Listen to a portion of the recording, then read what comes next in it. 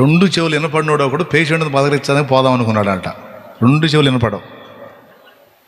Patient ఒకడు, వాడు friend patient, పలకరిద్దామని పోదాం అనుకున్నాడు. పోతే ఆడేం మాట్లాడతాడు, వీడికి వినపడదు. వీడికి వినపడట్లేదు, ఈ మధ్య వినపట్టలేదు అన్న సంగతి వాడికి తెలియకూడదు. ఎట్ట కవర్ చేసుకోవాలని ప్లాన్ తీసుకున్నాడు. రిహార్సల్ వేసుకున్నాడు. ఇక్కడ కూర్చొని నెరికి ఎవరి దగ్గర పేషెంట్ దగ్గరికి పోయాడు.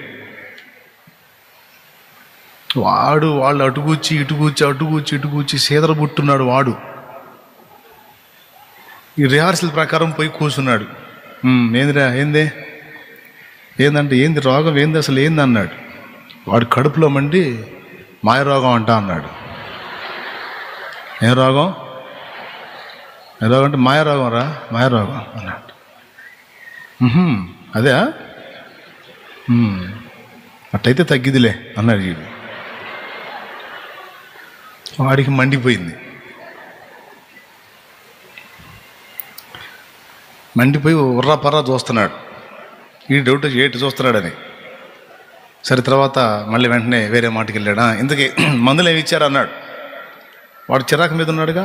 మందులా ఎండోసల్ఫాన్ నోవాక్రాన్ ఇచ్చారా అన్నాడు.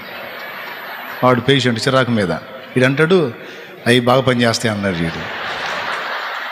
రిహార్సల్లో రెండో పార్ట్ అదే కదా.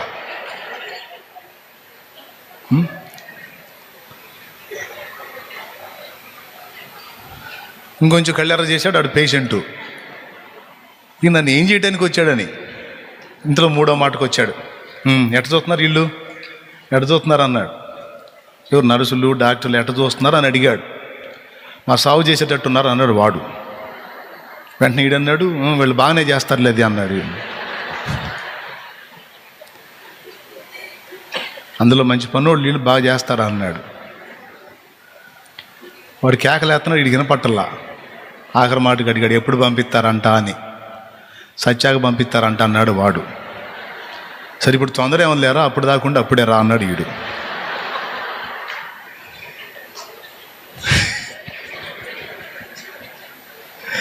మీకేం అర్థమైంది? అల్లాడిపోతున్నారు. కొంతమంది వ్యవహారాలు ఇట్టుంటాయి. పేషెంట్ల దగ్గరికి పోయినప్పుడు ఏం మాట్లాడాలో, వాళ్ళని ఎలా బలపరచాలో, వాళ్ళని ఆ స్థితి నుంచి ఎలా బయటికి తేవాలో తెలీదు.